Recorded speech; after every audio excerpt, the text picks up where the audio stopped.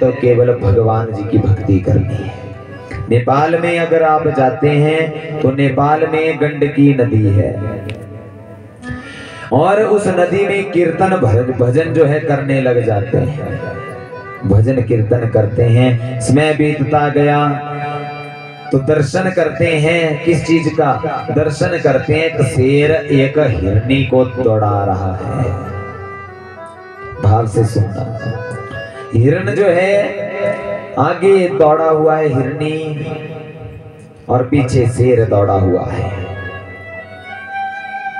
और कहते हैं डर के मारे क्या हुआ, हिरनी उस गंडकी नदी में गिर जाती है, छलांग लगा देती है अपने प्राण बचाने के लिए। जैसे ही छलांग लगाई है, मध्या जैसी नदी में पहुंची है तो हिरनी का प्रसव हुआ है, हिरनी ने बच्चे को जन्म दिया है। जैसे ही बच्चे को जन्म दिया है, भरत जी सब देख रहे थे और हिरनी ने उस नदी के अंदर अपने प्राणों का त्याग कर दिया।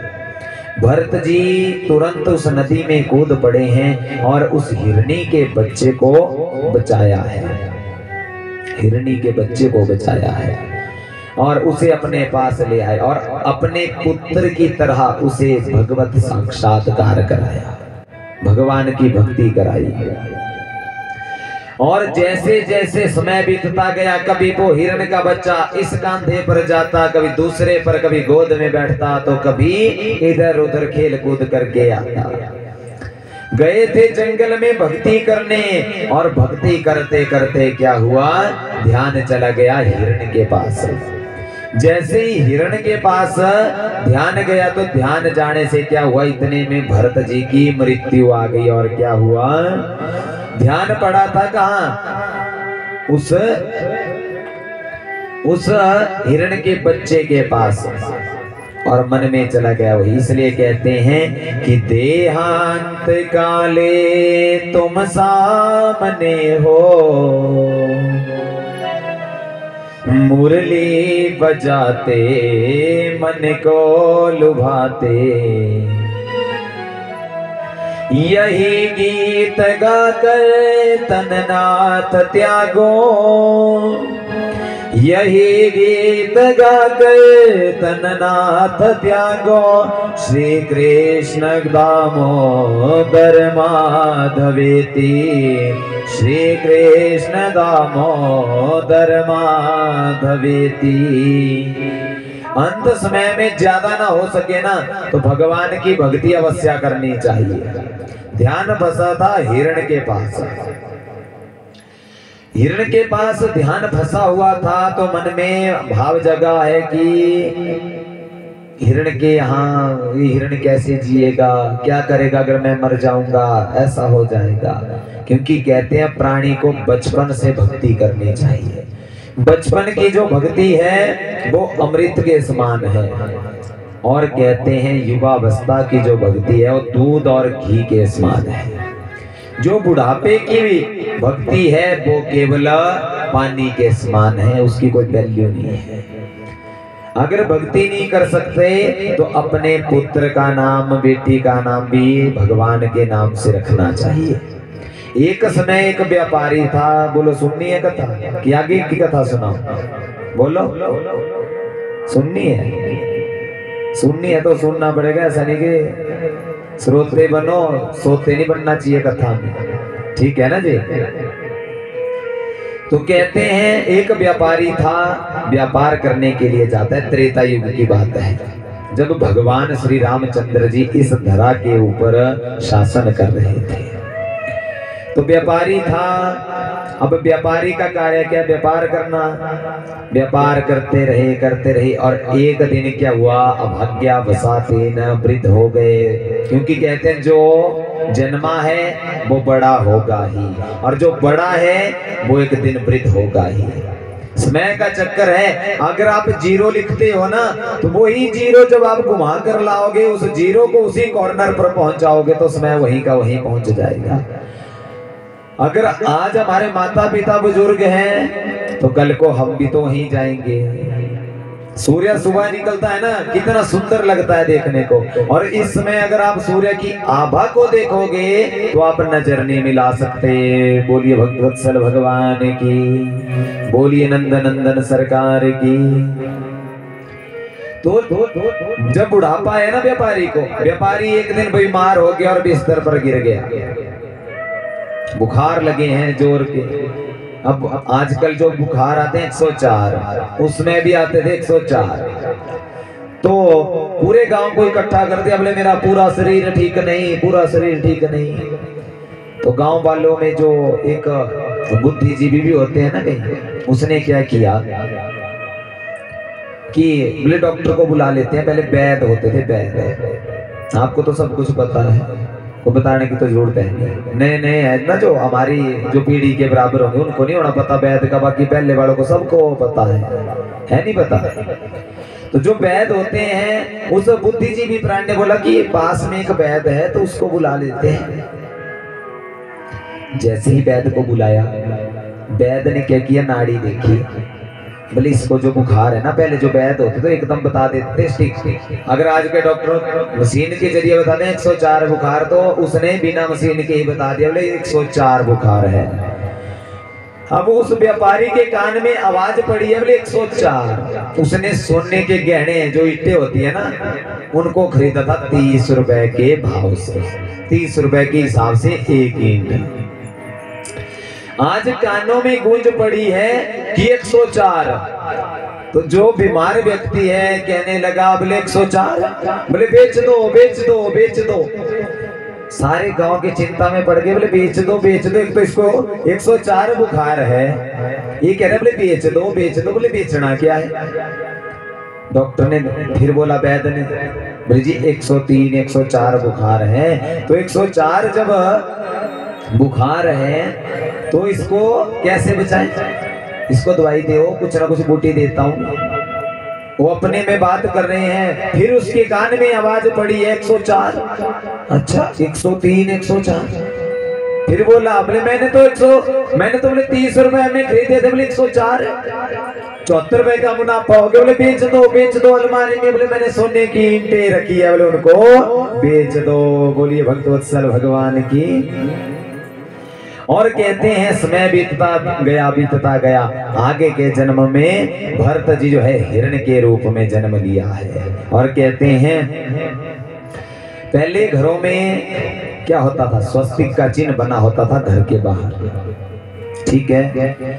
और आज के समय में कुत्ता बैठा होता है दरवाजे पर पहरा देने, और पता बोर्ड पर क्या लिखा होता है, कुत्तों से सावधान। होता नहीं है, जहां भी जाएंगे आप कुत्ता अवश्य मिलेगा।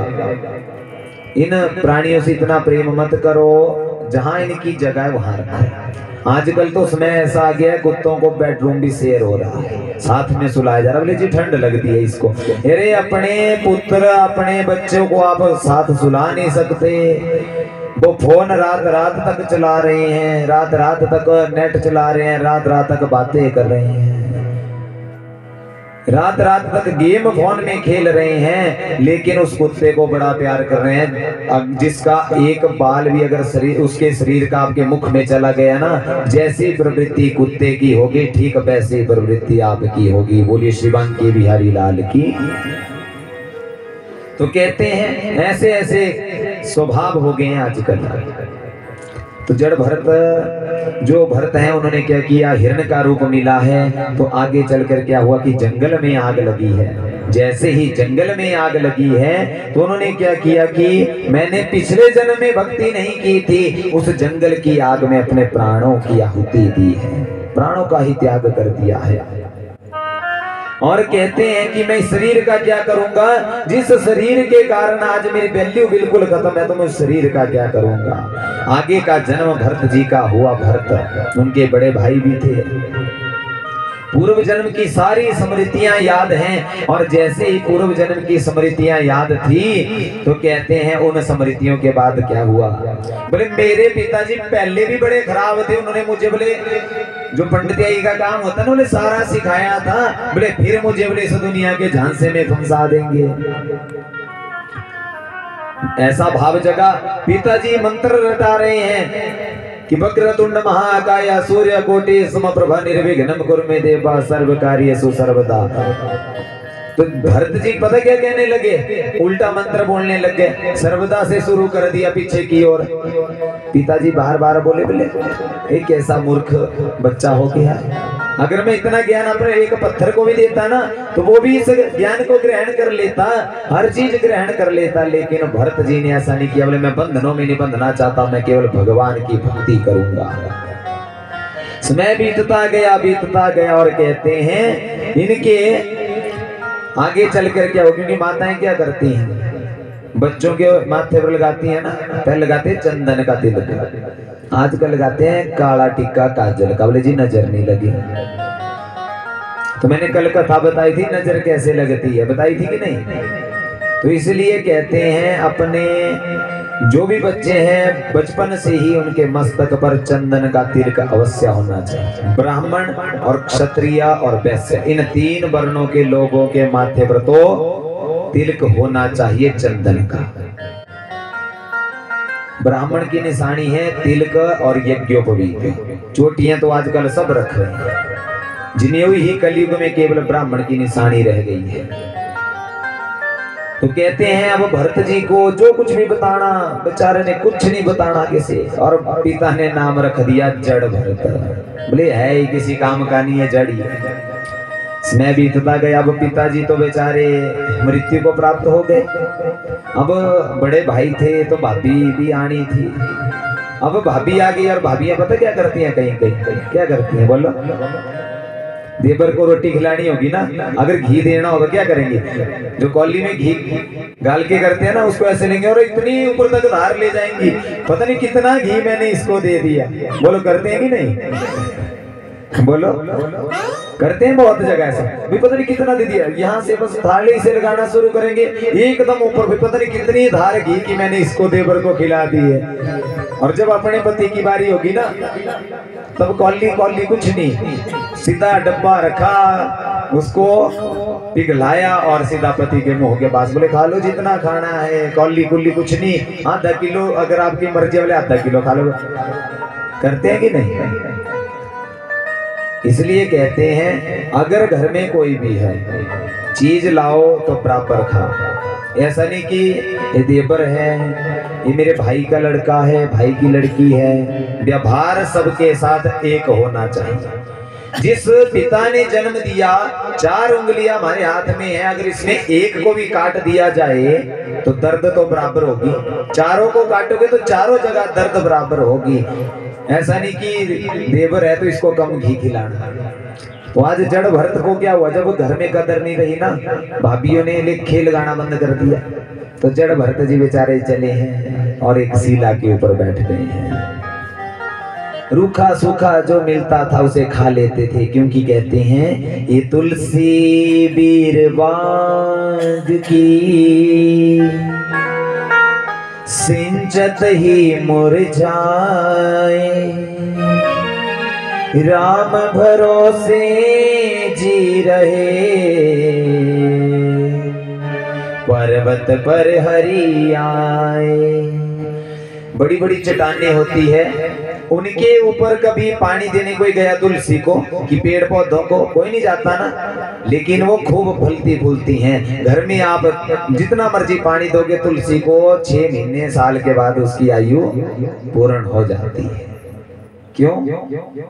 लेकिन भाव अगर आपका अच्छा होगा ना, कार्य करते हुए तुलसी मैया की पूजा करते हुए, तो तुलसी मैया को जितना आप जल चढ़ाओगे, पूजा का जल, जब आप ठाकुर की पूजा करते हैं, घर में जिस भी मूर्ति की पूजा करते हैं, उसके जो स्नान से जो जल बचता है, उस जल को तुलसी देवी के ऊपर चढ़ाओ, आपके घर में कभी तुलसी सूखेगी नहीं। बोलो तुलसी मैया की।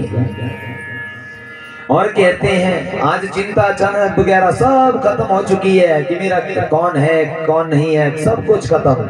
कहते हैं कहाँ गई चिंता नसी, मन परवाह बे परवाह, जिसको कुछ नहीं चाहिए वो सच्चा शहंशाह। कहते हैं जिसको चिंता होती है वो संसार के बंधनों में बंधता है, जिसको किसी से कोई मतलब नहीं वो ही इस धरा के ऊपर सच्चा शहंशाह है।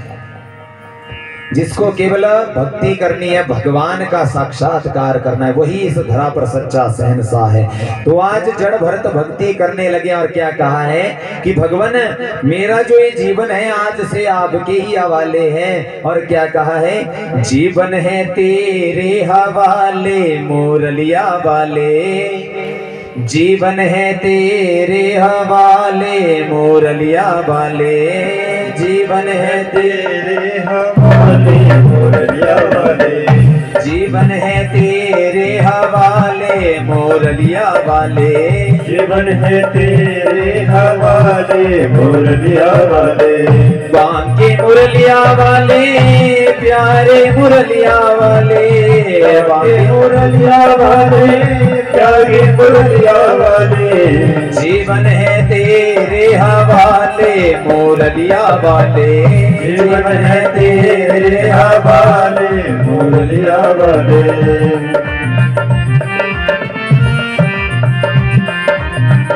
भाव से तालियों की मीठी मीठी सेवा करते हरि बोल।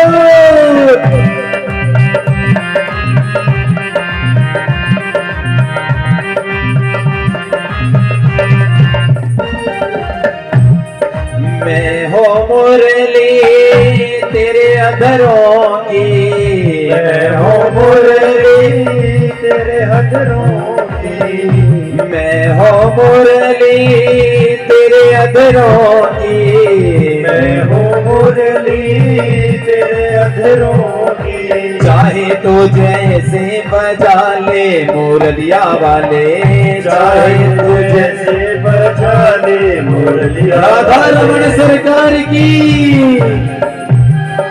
भाव से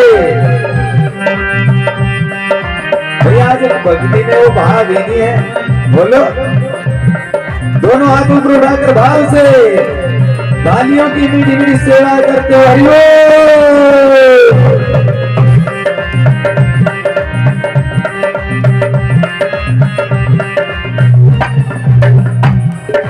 मैं हो कठपुतली तेरे हाथों की, मैं हूँ कठपुतली तेरे हाथों की।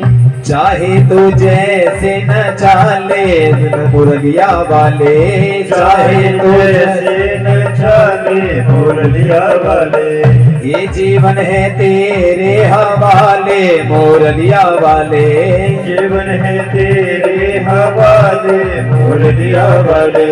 बांके मुरलिया वाले प्यारे मुरलिया वाले, बांके मुरलिया वाले प्यारे मुरलिया वाले।